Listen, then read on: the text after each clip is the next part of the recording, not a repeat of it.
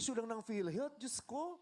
Nakakapanghina. Oo, kung ikaw ay mahirap at nagbayad ka ng maayos sa PhilHealth, At hinulugan mo yun. pag nabalitaan mo yung ginawa sa PhilHealth, mamamatay ka agad. Kaya nga Diba? yung iba parang ang tawag na PhilWealth eh. So, 1 bilyong pisong budget ang inilaan para sa mga biyahe ni Pangulong Bongbong